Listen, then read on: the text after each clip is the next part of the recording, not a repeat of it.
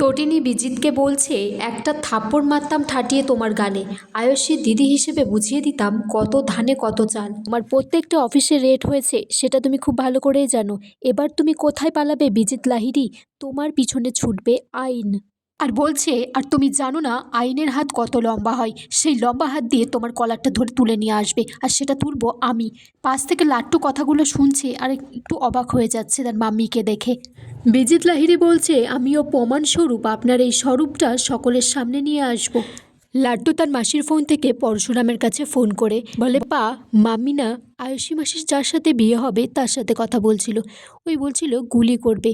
পা জানো, মামি গুলি করতে পারে। মামি বলছিল কত ধানে কত চাল।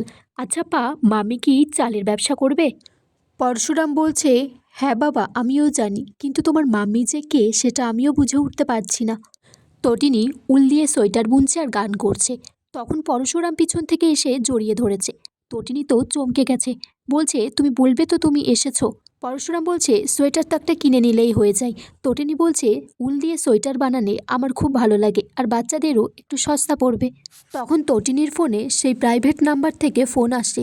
পরশুরাম বলছে, ফোনটা রিসিভ করো। তটিনী বলছে, না, এগুলো আননোন নাম্বার, ধরলে ফোন হ্যাকট্যাক হয়ে যেতে পারে।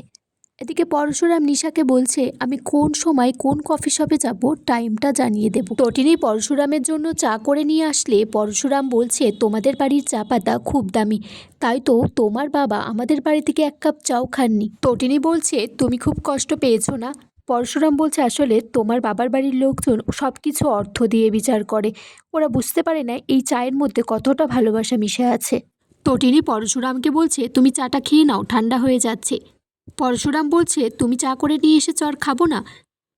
তুমি আমাকে বীজ দিলেও খেয়ে নেব। তখন তটিনী বলছে, আমি তোমাকে বীজ দেব?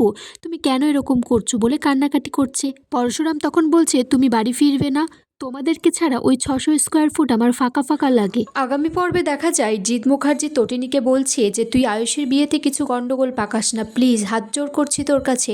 তখন তটিনী বলছে, বিজিত এই মণ্ডপ পর্যন্ত পৌঁছবেই কিনা সন্দেহ আছে।